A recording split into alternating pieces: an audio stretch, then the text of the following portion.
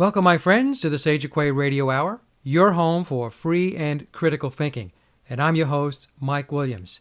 Tonight, my very special guest is Clare Swinney. Clare is an alternative researcher and activist out of New Zealand. The focus of her research and activism is geoengineering. She is the purveyor of the very informative and popular website, Northland New Zealand Chemtrails Watch. To start our conversation, I was very interested in how Clare became involved in her geoengineering research, and here is what she had to say. In about 2006, I was sent a DVD with over 24 hours of documentaries, and one of them was Aerosol Crimes by Clifford Carnicom. And I watched it a few times and I thought, this is a bit strange, but I could see that it had the potential. The technology had the potential to be quite dangerous to humanity. And in early 2010, I noticed aerosol trails starting to appear in Northland, New Zealand. This is where I live. And so I started keeping a record because of what Clifford Carnicom had recorded. He had noted that the sighting of the aerosol trails also, it coincided with severe droughts.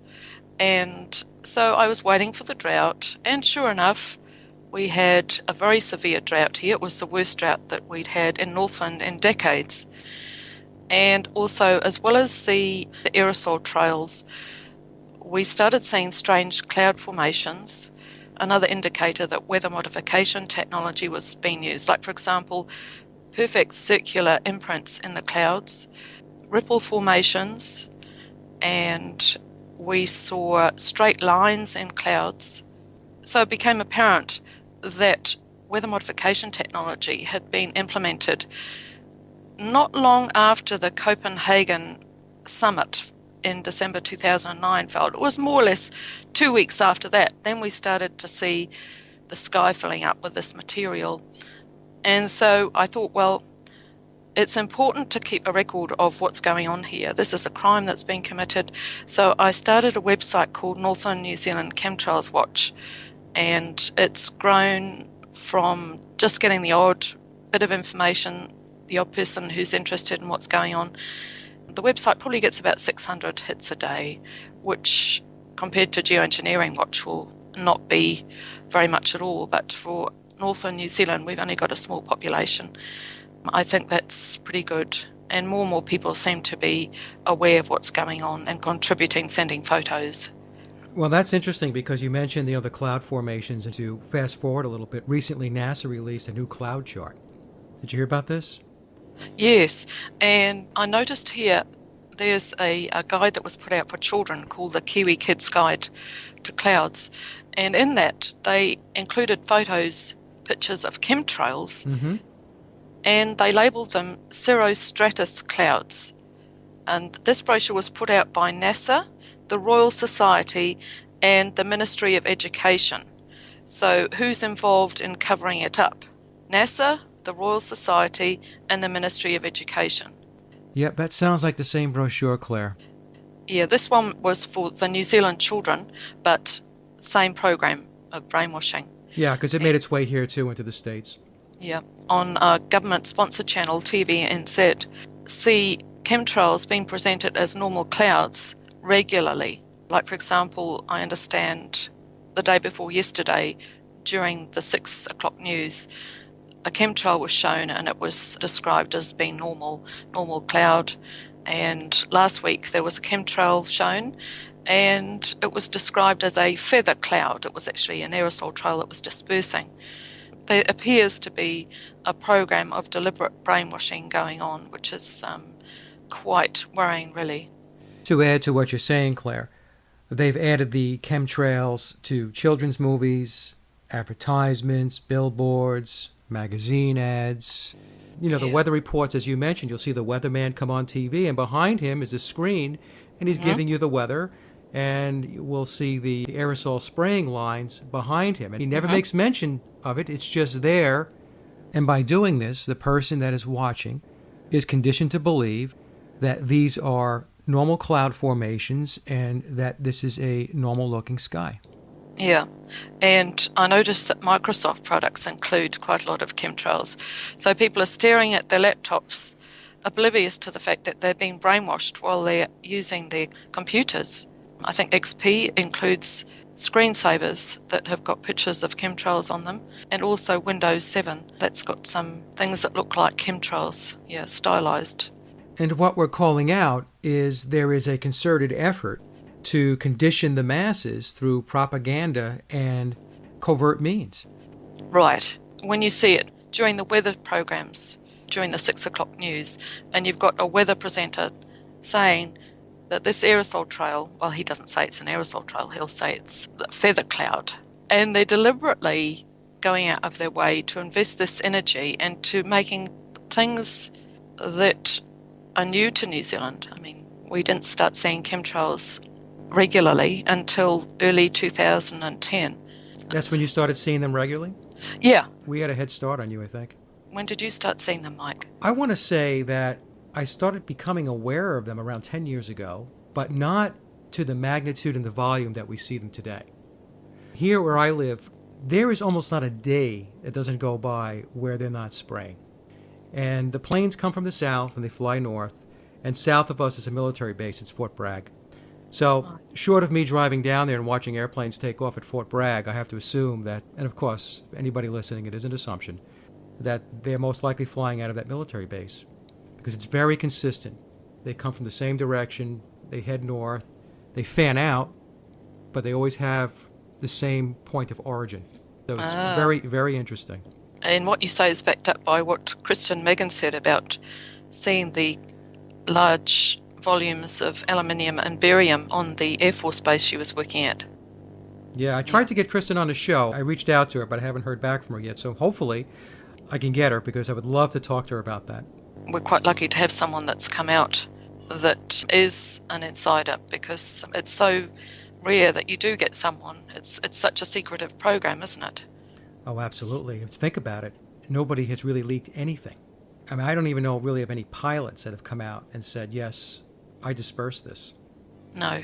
Dr. Deagle mentioned that he was treating pilots who were involved in the spraying, and he said that they were told that it was to do with saving us from man-made global warming. I did talk to a lady who had spoken to a whistleblower, and he was a very elderly man. He's now deceased. And he said that they were involved in this activity in the early 1930s, according to this gentleman.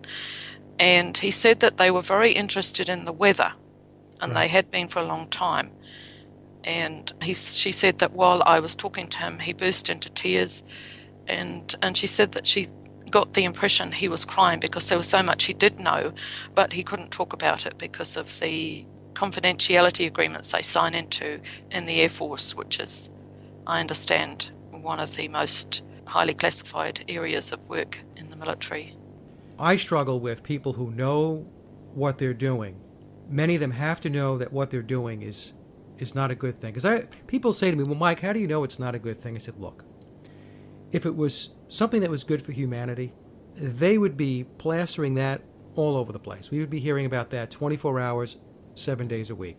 But the fact that they absolutely say nothing and they go into denial, I mean, I don't know. You have to use your head. You have to come to reason that it's not a good thing. Because if it were a good thing, they would tell you, this is a good thing that we're doing. But we never hear that. No. And actually, I think it's a bit disturbing how many of the scientists working on geoengineering have either worked or collaborated with the Lawrence Livermore National Lab, the Cold War Weapons Facility. And among the prominent ones, Edward Teller, father of the hydrogen bomb. And interestingly, Teller was involved with the Manhattan Project. That employed 130,000, and that was kept secret like the chemtrails program. And Lowell Wood, Edward Teller's protege, he's worked at the Lawrence Livermore National Lab for 4 decades now, and he's been one of the Pentagon's top weaponeers. He's described to as the go-to guy for weapons development. He had the idea, according to Rolling Stone magazine, of dispersing particles out of a high-altitude aircraft, reputedly to deal with global warming. I mean, climate engineering is obviously just another form of weapons research when you look at what's actually going on. Claire, what would you say are the primary reasons as to why they are spraying? Well, given the serious drought that's occurring in California at the moment, and evidence in the satellite imagery to show that the weather is being engineered and very aggressively. And also here, I checked the satellite imagery over New Zealand, and I can see in the areas where there's a drought, like for example in the west of Northland and the Waikato, you can see engineering going on. You can see the aerosol trails, and also I see circular imprints. It's a larger circle with a smaller one inside it. And I see the same imprints in the satellite imagery over the US. Also, clouds with right angles and straight lines in clouds. So I'm seeing the same imprints I see in your satellite imagery. The primary reason they are spraying is for weather modification purposes, and it's been used to create extremes in weather. And I think there's at least two reasons for that. One is to create food shortages, and the other is to create the impression that we have so-called man-made global warming, climate change. If you have a look at the things that the people involved in pushing the theory of man-made global warming are saying, you'll see a pattern. Like, for example, Connie Hedegaard, UE Climate Commissioner, was quoted as saying, we can choose to believe that Superstorm Sandy and the most severe drought in decades, she was talking about the drought in California, and the worst wildfires some states in the US have ever seen, were all just a freak coincidence, or we can choose to believe in the overwhelming judgment of science before it's too late. And also, Christiana Figueres, UN climate chief, said earlier this month that devastating extreme weather, including recent flooding in England and the US being hit by a polar vortex, have a silver lining as it's boosted global warming to the highest level of politics. And she said the very strange weather experienced across the world in the last 2 years was a sign we are experiencing climate change. There was also Cherry, the head of the UN's climate science panel. He told The Guardian earlier this month that the extreme weather seen around the globe is only going to get worse. And he referred to the heaviest rainfall seen in 200 years, floods and gales in the UK. And he said that was a foretaste of what's to come in a warming world, even though his statements defy logic because there hasn't been any global warming for at least 17 years and 6 months. And I think it's as Orwell said, his political language is designed to make lies sound truthful, murder respectable, and to give the appearance of solidity to pure wind. We see the weather extremes in New Zealand being used by NIWA, that's the National Institute of Water and Atmospheric Research. It's a Crown-owned research facility. It's already got a bad record. I mean, the criminals, they've been exposed like those involved in ClimateGate for engaging in climate data adjustments to make it look as if we had global warming in New Zealand when there was no warming trend at all. So I don't even know why news media is turning to these people for more information, because it's already been shown that they are working to a political agenda. They're not genuine scientists. And interestingly, NIWA has provided cover to account for the severe droughts that we've been having as a result of the chemtrailing and weather modification technology that we can see being used.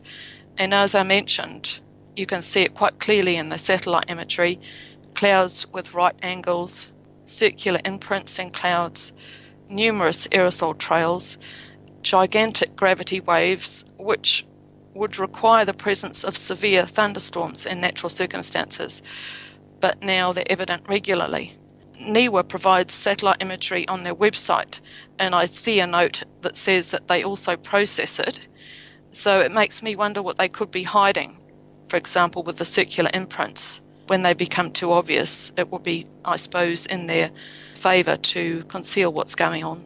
And they'll show you everything as long as they believe that most of the population doesn't understand or is ignorant to what it is they're being shown. Because the trick of their trade, and I'm talking about the elites and the globalists for those who are wondering who they are, is they hide in plain sight. And they talk very openly about the things that they're doing. It's just many people are oblivious to what it is that they're talking about or who these groups are, and they don't read their white papers or their strategy papers, many coming out of the United Nations. So it's very interesting, and you mentioned, Claire, about the weather extremes. We have the same thing here. Over the last 2 weeks here in North Carolina, we've had days where it was 70, 75 degrees, and then the next day it's 45 degrees or it's 50 degrees. And then it would swing back to 60 degrees the next day, and then it would dip down back to 40, 45 degrees. So we had this roller coaster going. Goodness. And it's becoming more and more common now to have these types of temperature swings going on, where one night it might be 30 degrees at night, because North Carolina is not a cold state. And then we've had some nights where, the temperatures dropped into the teens and into the low 20s. This is not normal weather for North Carolina. I've lived here for 20 years. And as I mentioned before, I would say probably over the last 5 years or so, I have seen a tremendous uptick in the amount of spraying that they're doing. And it's definitely altering the weather. And I have to laugh when they talk about man-made climate change, because the people who are making the man-made climate change are the people that have decided to geoengineer the planet and the people who have decided to sit in the aircraft and push the spray buttons. So it is man-made, but it's not you, it's not me. Okay, so it's very interesting how they kind of play that piece of it. It's they talk about being man-made. Yes, it is man-made, but it's not man-made in the sense that they're trying to convince the public it is. That it's something that you and I or the population is doing. They're doing it. Yeah, I found a study in Scientific American. It was March 2011. And it was a repeat of studies that had been done in 98 and 2000. And it was titled Flood Experience Boosts Climate Change Acceptance. And it mentioned that those who directly experience flooding, in other words, an extreme weather event, are more likely to be worried about climate change. And it mentioned researchers at 2 British universities based their findings on 1,822 across the UK and reported that those who'd experienced flooding exhibited a greater willingness to save energy to mitigate climate change. And they also indicated that they believed that their behaviour was affecting climate change. And it mentioned that following the failed climate negotiations in Copenhagen, the prospects for sufficient public concern about climate change and willingness to reduce carbon emissions seemed dim. But this study's findings provided a glimmer of hope that tipping point social dynamics might exist in the domain of climate change. So there you have a reason in that study for why they would be creating these extremes, because they know that people are more willing to buy into man-made global warming, man-made climate change. Now we've got another severe drought in the west of Northland. It was officially declared a few days ago, and also in the Waikato. And interestingly, an organisation, as I mentioned, NIWA, which has already been exposed for engaging in criminal behaviour that was to do with climate data adjustments. They were exposed in 2010. They had a story on the mainstream media. For example, there was an article in a major New Zealand newspaper called the Dominion Post. That article's titled North Island Drought Worst in History. This is last year on the 10th of March. And it was just after we'd had a very severe drought in the North Island. And it referred to NIWA. Their models suggest by the mid-century, farmers in most North Island regions, as well as in eastern regions of the South Island, will be spending 5 to 10% more time of the year in drought. And in my opinion, the severe droughts that we've had since early 2010 at least have been man-made. And I've emailed one of the top scientists at NIWA, that was a few weeks ago, Dr. Olaf Morgenstern, and he, according to the NIWA website, is involved in making, quote, high-quality measurements in atmospheric conditions. And I thought that he might know about the aluminium, barium, and the strontium, the aerosols, which are obviously being used for weather modification purposes. And I mentioned to him that I found the pH of the rain to be 6.8, when it should be 5.7. Unpolluted rainwater should have a pH of 5.7, which is what you would expect in this part of the world. New Zealand is a very clean, relatively clean country. Well, it was before the aerosol spraying started. And the 6.8 was found also by Francis Mangles repeatedly after several days after heavy spraying in California. And he said he's done over 500 rainwater tests now. And I've just started, and the first test I did, it was 6.8. And at the moment, we've got a manufactured drought occurring about an hour's drive away to the west, and often the clouds come over, they float over from the west to here. So it's of no surprise that the pH of the rain would be 6.8. So anyway, I asked him if he was keeping a check on the air constituents associated with, I called it aerosol geoengineering. And if he wasn't, why not, given that evidence shows that the aerosols are poisoning the environment and being used for weather modification / geoengineering activities. And he replied on the 9th of February that they weren't taking any measurements of the pH of the rainwater or the composition of it. And he couldn't comment on my issue. He claimed that he was not aware of any compounds that I had mentioned being used for, quote, geoengineering, which made me wonder, is he trying to hint that these compounds are being used for weather modification, which I did mention, because we've got a presentation by Dr. Joe Golden. He's with the American Meteorological Association and the Royal Meteorological Association, and he's talking about how aerosols are used to manipulate hurricanes, and they can be used to cause floods and droughts as well. It's quite a find, actually, because here we have an insider talking about how important aerosols are as far as weather modification is concerned. Well, even when you were talking about the scientist that you wrote to and he responded to you, I was listening to what you were saying, and what I didn't hear him say was that they weren't spraying. He denied measuring the aluminum and the strontium and the barium, but he did not say, oh, and I don't know what you're talking about spraying. We don't spray. No, he replied he wasn't aware of any of the compounds I mentioned being used for, and he put in quote marks, geoengineering. Mm-hmm. But he didn't mention the weather modification that I had put in my email. But he also didn't say, we're not spraying. No, he didn't say that. Okay, no. Well, I think that's important. He was not aware of any of the compounds I mentioned being used for geoengineering, and he put geoengineering in quote marks. Okay. Yeah, he didn't refer to the weather modification that I referred to. So, and also I emailed another employee of NIWA. He's involved in air quality, and because sometimes the air gets so thick here with particulates, it becomes difficult to breathe in the days following. It seems this should be an issue for NIWA if they're involved in air quality measurements. But the chap that I emailed, he didn't bother responding. Something that I found interesting, there was quite a serious flood in Christchurch, that is New Zealand's second largest city, and it's in the South Island of New Zealand, on the 4th and 5th of March this year. There's evidence to show in the mainstream media that there's been this ability to create floods since at least the early 1950s.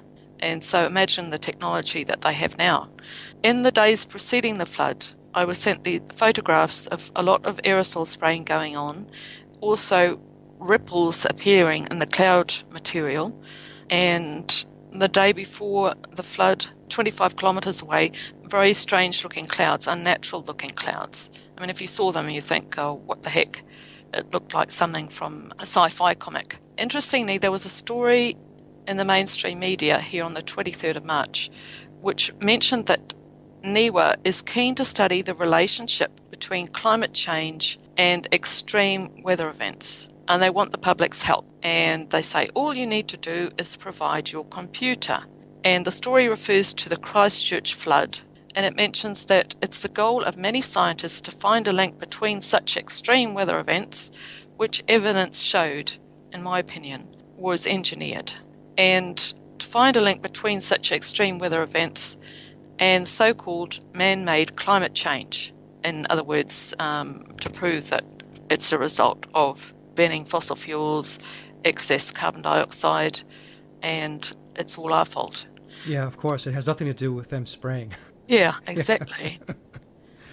Unbelievable. And yeah, and the story went on to suggest that the team will start modelling last year's weather, and that's when we had a severe drought in the North Island of New Zealand. And it said that they will start their modelling because that's when the drought was, as it may have been in a world without greenhouse gas emissions. And their models obviously are not based on reality. It's people who are going to be fiddling on computers, working for an organisation that won't acknowledge the massive amount of aerosol material being seen in our atmosphere and the evidence weather modification technology has been used. So, I mean, it's a foregone conclusion what they're going to find, Mike, isn't it? Yeah, you know what it is? As you're speaking, Claire, I'm thinking to myself, this is a tried and true formula that they have, not just for the aerosol spraying and the geoengineering, but for just about everything that they do to push their agenda Mm-hmm. forward. It's a false flag. It's Mm-hmm. problem, reaction, solution. That's what it Yeah. is. It's Yes. the Hegelian dialectic. That's what they have in play. And the whole thing is just incredible. It's a crime against humanity, Mm-hmm. and it Yeah. has to be stopped. Yeah. Yeah, it's a psyops, and the force behind the propaganda against the people of the US and New Zealand, Australia, and other Western nations. The world bankers, the transnational corporations, people involved in the Council on Foreign Relations, the Trilateral Commission, and the organisations they control. It's a little bit worrying that there are so many people that seem to be behind this and working towards it when it's documented that they have a goal to reduce the world population by about 85% and reduce survivors to pre-industrialized levels of consumption. And they're communo-fascists at heart, but they're not going to engage in a violent revolution, are they? They're very cunning. They're using propaganda, stealth, and highly sophisticated technology that the public, for the most part, has been kept in the dark about. So they're trying to convince everyone that the planet is doomed unless we make drastic changes via their massive brainwashing campaign. And it seems to tie in with what the Club of Rome people wrote in their publication, The First Global Revolution, which was in 1991. In searching for a new enemy to unite us, we came up with the idea that pollution, the threat of global warming, water shortages, famine, and the like would fit the bill. All these dangers are caused by human intervention. The real enemy then is humanity itself. And this is how they are working towards their one world government, convincing us that we are the enemy of the planet. Absolutely. And as you're speaking again, I'm thinking to myself, it's what's really troubling is how subverted the government, our militaries are, our institutions are, academia. It's David versus Goliath. And it's just sometimes it's very troubling to me, Claire, when I take a step back because I'm like you. I just keep pushing ahead, trying to raise awareness. But every once in a while, you got to take a step back and you think to yourself, this conspiracy is so broad. It's so deep. The rabbit hole is so deep that it really is extremely disconcerting. Yes. Well, they've pushed so much money into this, haven't they? Like, for example, in the US, $4.7 billion a year into global warming research. Right. I mean, that's a massive sum. Imagine what could be done with that money if it was used to provide housing for the homeless. The problem is how many people are just going along for the ride. Mm-hmm. This is the thing. Yep. These ideas are formulated, but in order for these ideas to get any traction, people have to put it in play. In other words, they have to execute the actions. They have to make Yep. it happen. And there's Yep. people that are rewarded by this system, this very wicked, evil system. Yep. They just don't blink. It's like they're on the outside looking in. This will have no effect on them, no effect on their families. And of course, I've done other radio shows where I've explained a big piece of this is because they have no empathy. They're psychopaths. There is a global awakening taking place. But again, as I talk to friends and family, I tell them, but we have to start picking up the rate and pace because, they're going full steam ahead, Claire. They're picking up their pace. Mm-hmm. Yes. Yes, Right? I've noticed Do you that. see that? Yep. I see that too. Yep. Yep. And you talked about, their agenda, and you talked about the CFR and the Trilateral Commission. Here in the United States, I don't know if you're aware, we have the Georgia Guidestones. Mm-hmm. And it's the Ten Commandments of the ruling class, the global elites. Interestingly enough, nobody really knows how the Georgia Guidestones got there. I always found that kind of interesting. Their first commandment, it's called the Ten Commandments of the globalists, maintain humanity under 500 million in perpetual balance with nature. Well, there's 7 billion people on the planet, which means 6.5 billion people must depart in order to achieve that goal. Yeah, and given that this information is reasonably well known now, it seems quite odd that there are so many people that will still go forward and they'll still help with this agenda. Right. Like I know a teacher here, he's teaching high school students, and I gave him a copy of Why in the World Are They Spraying? He only watched part of it, and his partner told me that he wasn't going to address the matter with the children because, quote, he didn't want to rock the boat. And so he's continuing to talk about man-made global warming, carbon dioxide being a dangerous gas when we know it's essential to life on Earth. It's what plants use for photosynthesis. Well, he's complicit and he's an enabler. Yeah. Mm-hmm. He thinks his hands are clean. It's not his problem. It's not his issue to address. But we all have a responsibility as the caretakers of this planet. Mm-hmm. Exactly. Right? That's what we are. Yeah. We are caretakers of this planet. We have a responsibility to take care of this planet. And people like that, I mean, I know this is going to be strong language, but they're cowards. Claire, I wrote down a couple of notes here with regard to my research and what I see as purposes for the spraying. So one would be to charge the atmosphere for military applications, to test dispersal for biological agents, weather modification, weather warfare, and geoengineering. So when people talk to me about why are they doing this, my response is it's not really one single reason. That I do believe there is a multifaceted purpose for what they're doing and for why they're doing it. And I do believe it has a lot to do with military application. They have a mindset which is essentially saying that humanity is a large pool of guinea pigs. We're going to test these applications and we're going to use humanity as our guinea pigs. I think what they're doing now is so full on, full scale. I mean, if you have a look at the satellite imagery closely, you can see manipulating the weather on such a large scale. This can't be experimentation, Mike, in my opinion. What they're doing is deliberate. While we're being given the impression in the media that we've got this group of people who want to engage in geoengineering, it seems quite benign, spraying particles into the atmosphere to stop man-made global warming in the future. Nothing to worry about. Then, if you have a closer look at the people that have been involved in the geoengineering work, like, for example, Ken Caldera, an atmospheric scientist at Stanford, and he moved to Stanford in 2005 after 10 years at the Lawrence Livermore National Lab, which is the Cold War weapons facility. And while he was at that lab, he came under the influence of Lowell Wood, the legendary weaponeer nicknamed Dr. Evil. And interestingly, the military-grade nanothermite that was found throughout the dust after the attacks of 9/11 was traced back to the Lawrence Livermore National Lab. So we know that is a facility that is being used for the purposes of New World Order agendas.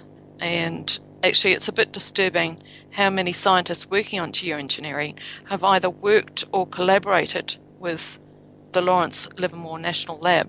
Among them, Edward Teller, father of the hydrogen bomb and architect of the Reagan-era Star Wars missile defense system.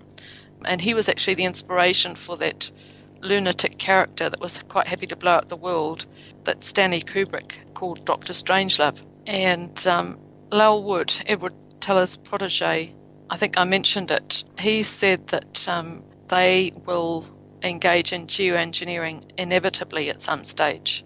I think that while they're indicating in their public statements that it's to save the planet from man-made global warming, given the background of the Lawrence Livermore Lab, this is about a weapon that they're using. And I think that was brought into the public arena by Republican Congressman Dennis Kucinich, when he defined chemtrails as an exotic weapon in a draft of HR 2977, the Space Preservation Act of 2001. That's right. It was taken out.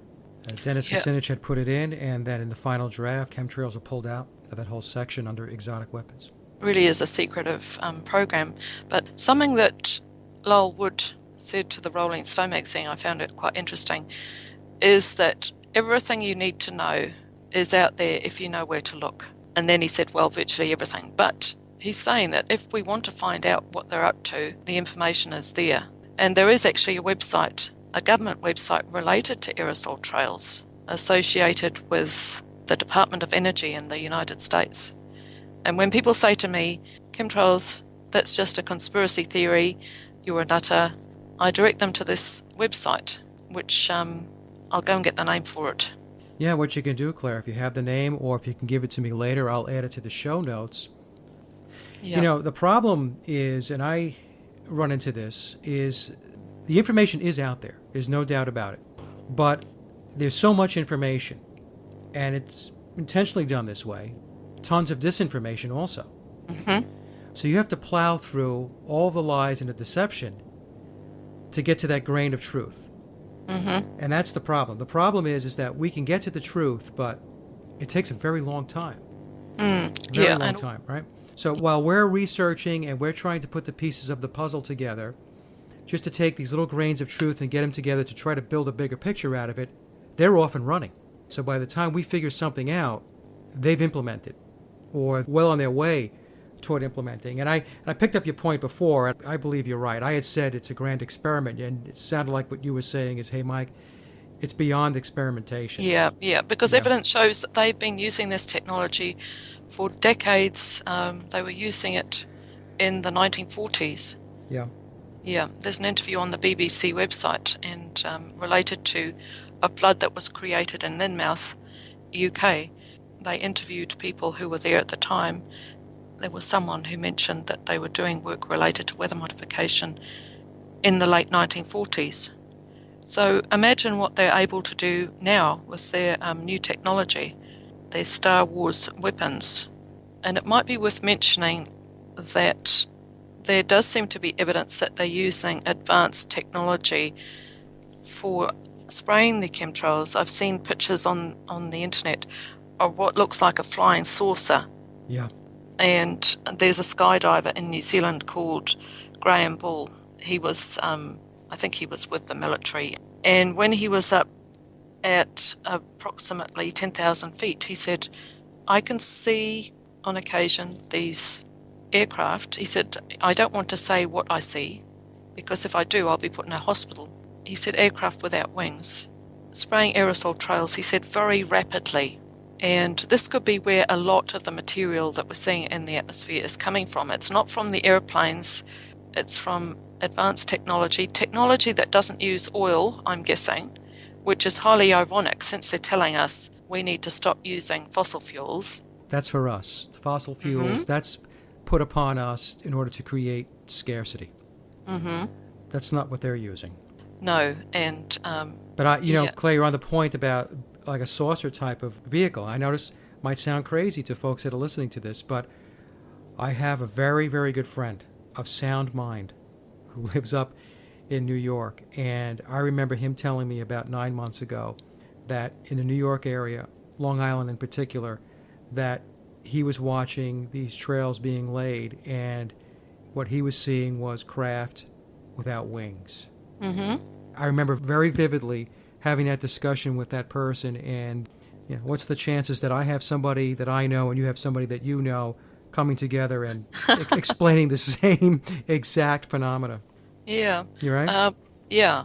And I noticed there's a geoengineering cost analysis available on the web. I think it would have been commissioned by David Keith. It's got Keith in the web address.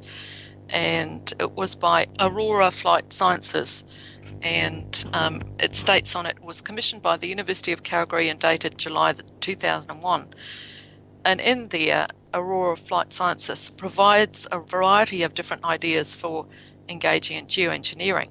And like, for example, using 747s, airships, cannons, rockets for putting sulfur compounds into the atmosphere.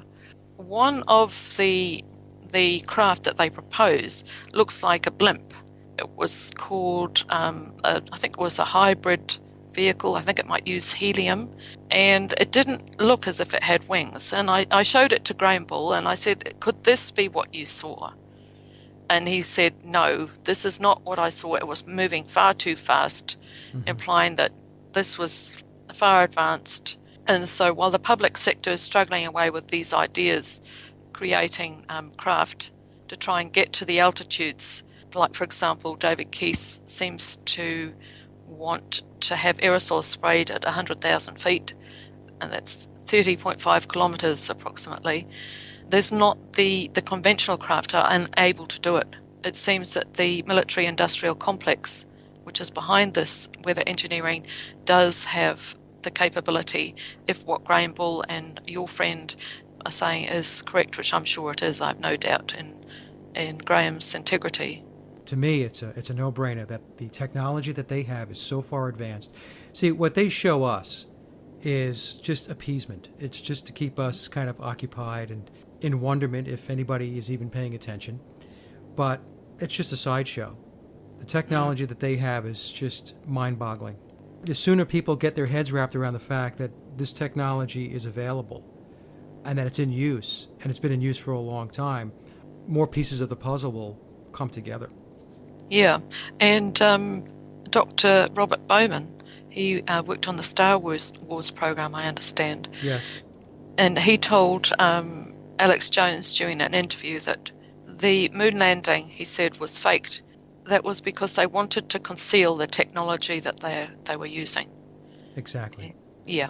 Yeah, I agree. And people ask me about the moon landing because, I'm the guy with the tinfoil hat. And I tell them, I said, look, I'm not saying we didn't go to the moon. What I'm telling you is we didn't go to the moon with that technology. You were given a show. You were given a TV show. That's what you were given. Right? Yeah. And I personally believe that wasn't the first time they went to the moon with their technology either. I believe they've been going there for a long time, and they just decided to put on a little show for us back in 1969. Yeah, to justify all the funding that was going to Exactly. NASA. Funding. Yep, exactly. What we can do is, do you have any more you wanted to add, or did you want to just talk to us about your website and how to contact you and stuff like that? My website is called Northland New Zealand Chemtrails Watch, and you can find an email address at the top of the page there, chemtrailsnz@hotmail.com. And I've got a YouTube channel. It's called Web of Evidence, with it's got about 60 videos on it now. And there's some quite interesting things to see there, including fibres that we see in association with a lot of particulate material being around, long reflective fibres, and also white spheres, a little bigger than tennis balls, floating around when the atmosphere seems to be particularly thick with particulate. So there's more evidence of the technology that they're using that the public isn't privy to. I recommend that people look at Clifford Carnicom's website, because he's a fastidious researcher, and watch aerosol crimes and why in the world are they spraying. I don't know what's happened with who in the world are they spraying. Mike, have you heard anything about that? I haven't. That's the one that Michael Murphy was working on as the follow-up? Yeah. Yes. I have not heard any more about when that was coming out. Yes, yeah. It was supposed to be coming out at the end of last year, but I haven't heard anything about it being released, which is a little bit concerning. Might have been a funding issue. I don't know. What I'll do is drop Michael an email and ask what's going on. Yeah. And have you had Michael Murphy on yet, Mike? I have not. I plan on having Michael on. I want to get Dane on also to get his perspectives. I want to get the geoengineering aspect out into the public. I want people to pay attention to this stuff because it's very, very important. Yeah, but I think it's important to distinguish between geoengineering and the chemtrail issue. Yes. Which Kucinich he defined it as an exotic weapon, whereas geoengineering, in the media, that's been defined as countering global warming or offsetting some of its effects.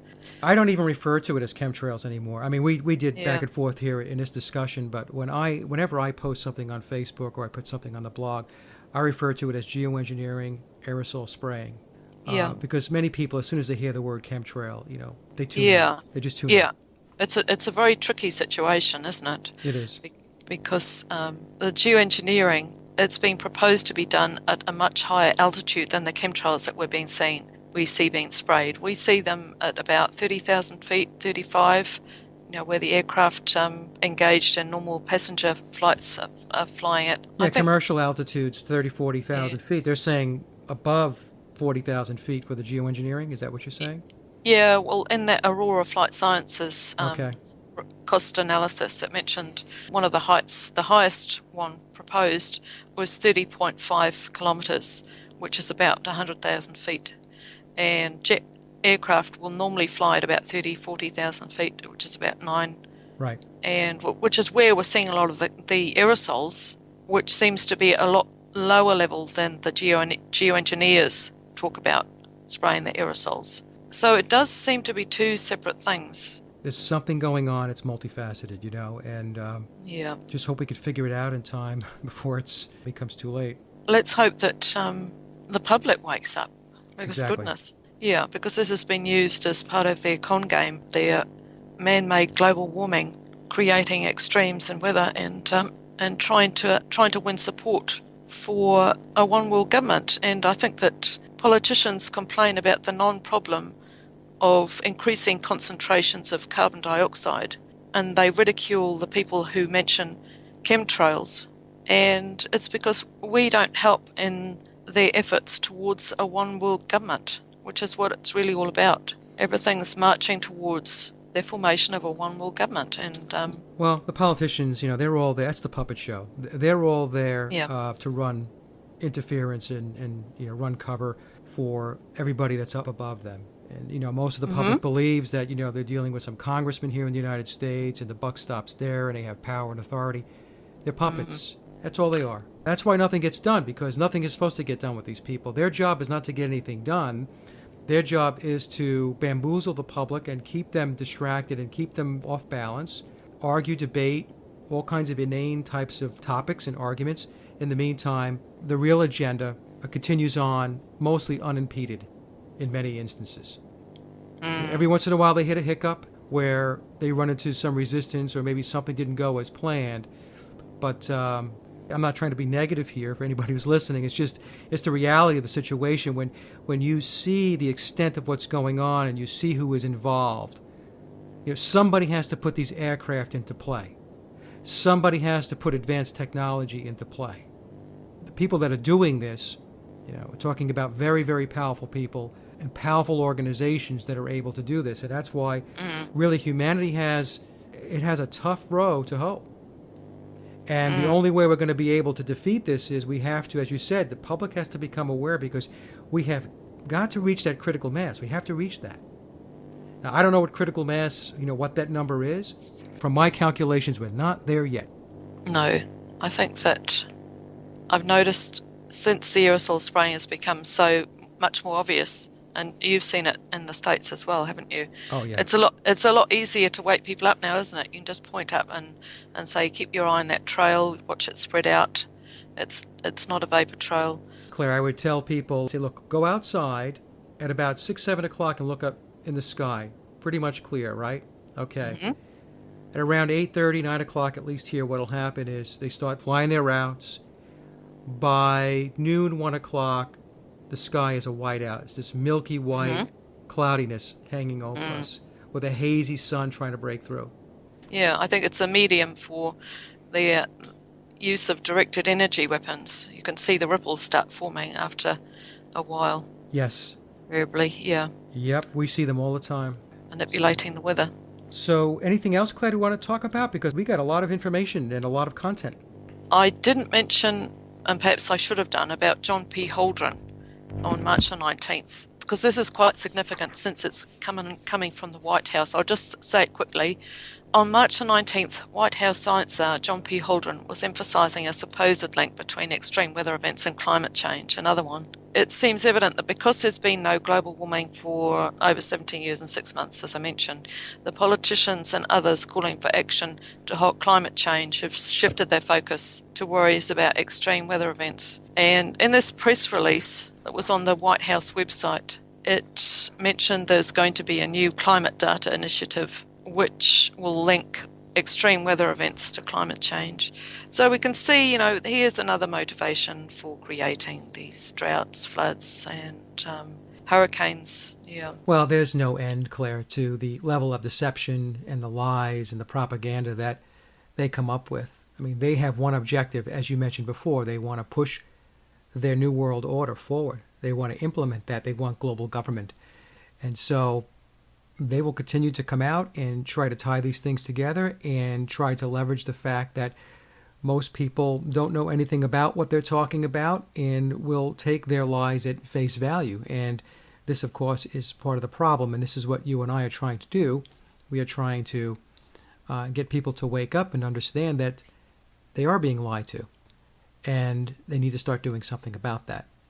So, Claire, we have reached the end of our show, unfortunately. This was a fantastic discussion, and I really, really want to thank you for coming on and talking about this, because geoengineering is a very, very important topic, and everybody needs to know about it.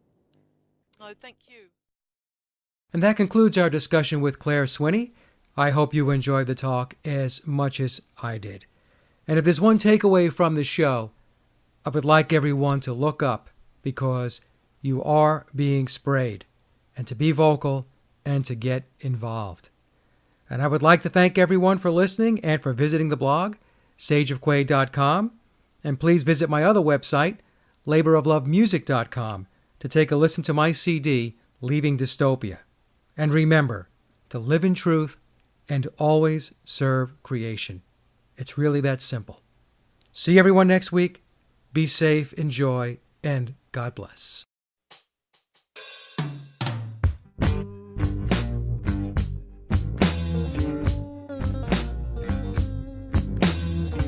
I've gotta be me, and you need to be you.